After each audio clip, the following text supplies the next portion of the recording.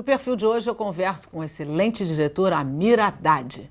Amir, a gente estava conversando e você disse assim, eu fiquei 2, 3 anos na oficina e depois saí e fui para o meu próprio caminho. E eu te perguntei, te disse, aliás, que você começou já como diretor. Que caminho foi esse? Para onde você foi?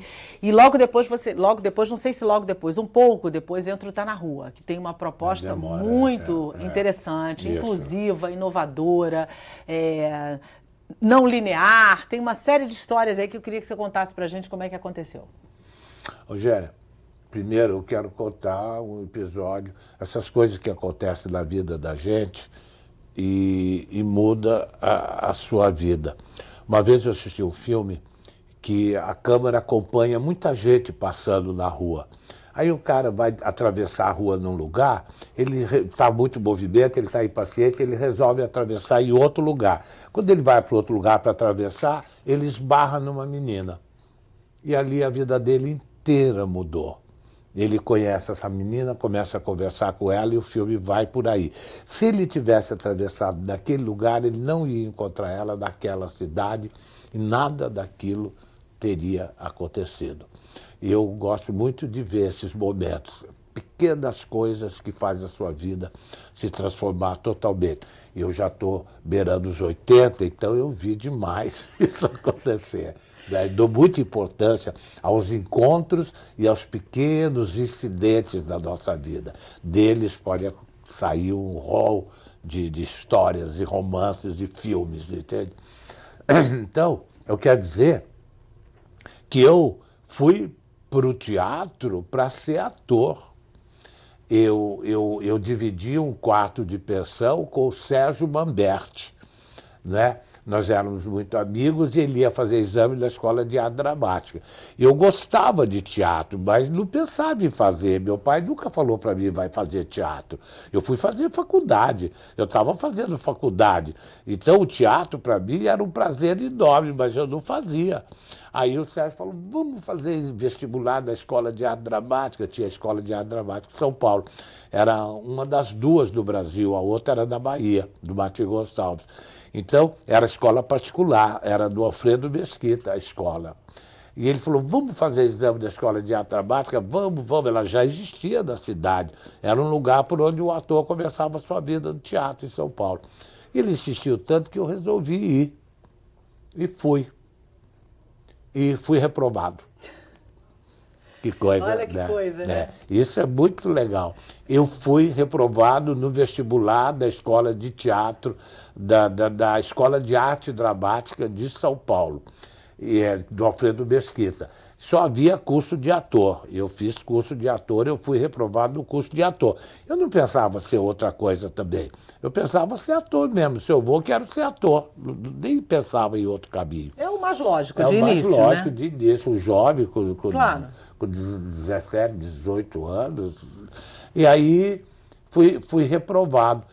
Aí, por mais que eu não quisesse ser ator, aquela reprovação me deixou abalado. Aí é que entram os bancos da universidade, entende? Porque estava ali o Zé Celso e o Renato, falou, vamos fazer o grupo, nós vamos fazer teatro, a gente não precisa ir para IAD, vamos fazer. O Renato Borg tinha estudado no Colégio São Bento, ele falou, eu tenho boas relações no Colégio São Bento, lá dentro tem o teatro, a gente pode ensaiar lá, pode fazer peças lá, e vamos fazer.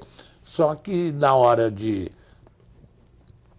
discutir como é que nós vamos fazer, o Zé Celso falou, eu escrevo. O Renato falou, eu atuo. Quem vai dirigir? Os dois falaram, você. Aí eu fui nomeado diretor. Eu não pensava em dirigir nunca, nem sabia o que era dirigir. Eles falaram, vai dirigir. Tá bom, vou dirigir. Que peça que nós vamos fazer? Aí ele já tinha uma peça lá. Era a Cândida, né? Do Bernard Shaw. Que até Eva Todo fez depois, fez um tempo depois, e fez um grande sucesso, inclusive. Muito sucesso. Então, eu fiz a Cândida do Bernard Shaw no Colégio São Bento, com os alunos do Colégio São Bento, o Renato Borg era um deles, entende? E, pela primeira vez, eles abriram espaço para atrizes entrarem no espetáculo e fizeram. E aí foi também um acontecimento para me surpreender, porque eu fui dirigindo aquela peça, até hoje eu não sei direito sobre o que é a peça, vamos dizer assim, entende? Mas na época eu não sabia nada, mas eu fui dirigindo. Ninguém se esbarrou em cena, entende? E onde você buscou essas referências, para começar? Em nenhum lugar, da minha intuição, em mim mesmo. E porque eu via teatro. Eu via o Teatro Brasileiro de Comédia, eu via a companhia da Alice do Sérgio Cardoso, eu via Maria de la Costa. Tinha teatro no Rio de Janeiro, no Brasil e São Paulo naquela época. Então, eu não era ignorante porque eu era um bom público de teatro. Tinha uma escola de arte dramática e, principalmente, não tinha televisão. Então, a mídia importante era o teatro. Então, eu, naturalmente, com o conhecimento captado pelos poros no ar, eu fui fazer aquilo. Não tinha nenhuma intenção, não pensava em ficar famoso, não pensava em fazer carreira, eu fui fazer aquilo que eu precisava fazer.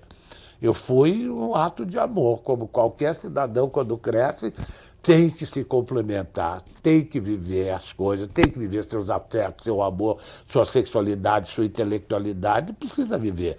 Então, eu fui vivendo o que me dava para viver. Eu estudava um pouco de direito, mas eu gostava de viver no teatro. E aí,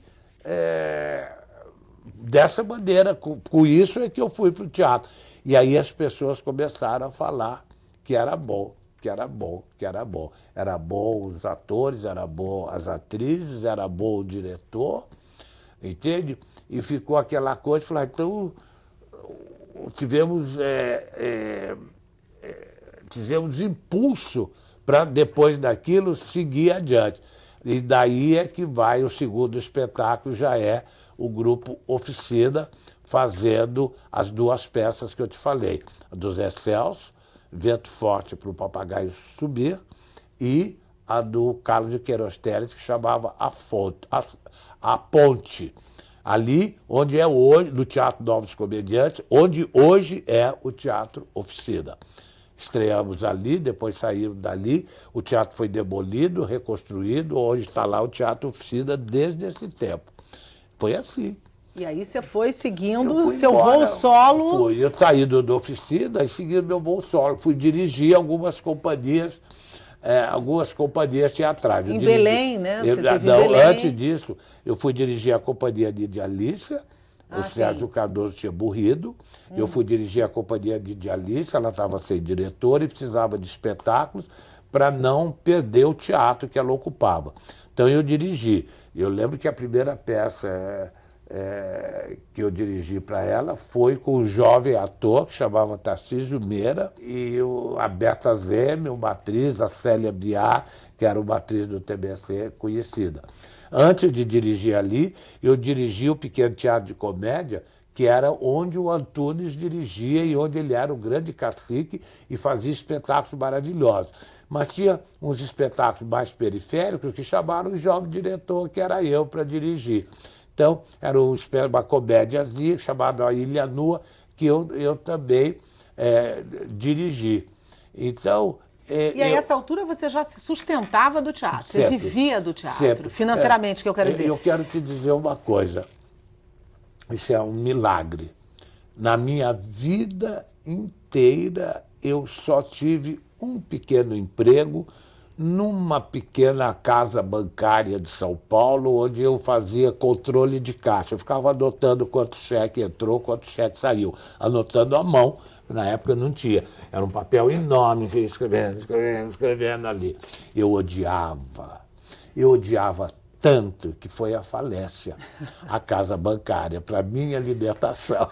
Total. Total. Você declarou assim uma vez, que era um artista, que já era na época um artista de sucesso, ganhava dinheiro, mas sabia que o seu limite estava chegando. Aí você diz, acabei percebendo que era um lugar comum, eu queria mais. O que mais você queria? Nossa, eu nem me lembro de ter falado isso, mas eu posso falar isso hoje. Quero mais sempre, né? Não tem lugar, você não chega. Nossa, você achar que no teatro você já chegou em algum lugar é uma loucura. Porque você não chega. Eu ia, não chegava. Eu acabei chegando e falei, eu rompi com o que eu fazia, eu fui para os espaços abertos, eu fui para as ruas, eu rompi com a dramaturgia, eu rompi com a forma de produção tradicional, eu questionei os valores ideológicos contidos na maneira como se organiza uma produção de teatro, no mundo inteiro, no Brasil, em qualquer lugar, e eu sempre queria mais. Entende? Tem uma hora que você fala, pronto, isso eu me lembro muito bem, ninguém está me chamando para eu dirigir o meu próximo espetáculo, porque eu fazia muito sucesso. Eu dirigia uma peça por ano, ela ficava em cartaz e eu vivia dessa peça o ano inteiro. Então, mas quando me chamavam para dirigir o próximo espetáculo, eles não me chamavam para dirigir o próximo espetáculo. Falavam, faz um espetáculo igual a esse que você já fez. Você está entendendo? Sempre te chamam para você manter o seu sucesso.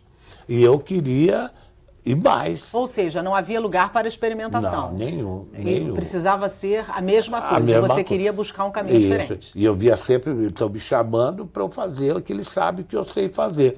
E eu estou com tantas coisas aqui na minha cabeça que a própria militância, a própria prática do teatro, ela começa a colocar questões para você. Você começa a entender, você começa a abrir, você começa a ver coisas, entende? Você não pode deixar de olhar para isso. E, ao mesmo tempo, você não pode olhar para isso porque você tem que fazer aquilo. O Brecht tem uma imagem super legal para isso. Ele fala, o Galileu Galilei, que grita com o chefe da universidade lá, o professor que não quer dar aumento para ele, ele fala, vocês amarram a boca do boi que está trabalhando. Entende? Não me dão chance, eu vou dizer. O que ele quer dizer isso? O grão do cereal é moído numa pedra grande. Essa pedra rola em cima de outra pedra. Você põe o grão ali, o milho ou qualquer grão que você queira partir, e aquele boi vai rodando, como era na Idade Média, e vai fazendo o farelo, fazendo a farinha, moendo o trigo, moendo o milho. Então ele roda, fica moendo. É o boi que puxa. Nesse movimento dele, ele deixa cair um alimento precioso no chão, porque cai. Pula para fora da rede e cai. Então, o boi não é bobo nem nada, ele para comer aquilo. Ele fala, é do meu trabalho, mas está me dando um outro alimento. Eu vou comer. Agora, para você não parar de produzir, eles põem uma venda na boca do boi. Aí o boi não para, roda, feito louco, fazendo eternamente o mesmo movimento. E o que cai no chão é de uma riqueza fantástica. E esse alimento não serve para o boi. Entende? Eu falei, meu Deus do céu, eu não quero ser um boi de boca amarrada. Eu quero meter a boca nesse resto precioso de alimento que a minha própria atividade faz. Ao dirigir uma peça, eu dirigia, ela era super legal, mas caía para lá, para fora, muita coisa, e eu tinha que mexer naquilo. Eu tinha que pegar aquilo. Aí que eu comecei a trabalhar com grupos, com alternativas, sair do modo tradicional de produção, questionar o modo tradicional de produção, que me amarrava a boca como se eu fosse um boi girando a pedra para moer o pó. Que precisava ser um repetidor eterno. E eterno. aí você saiu dessa repetição e criou uma inovação. Em especial, além do seu trabalho que você foi fazendo aí, você criou o Tá na Rua, que é uma outra referência e uma outra ideologia. Eu queria falar contigo, na verdade, não é uma outra ideologia, é uma ideologia que você... resiste nela até hoje. Vamos conversar sobre isso, mas no próximo bloco também, que a gente vai fazer mais um rápido intervalo e eu volto com mais Perfil e a Mira Haddad para você. Não sai daí não, que é rapidinho.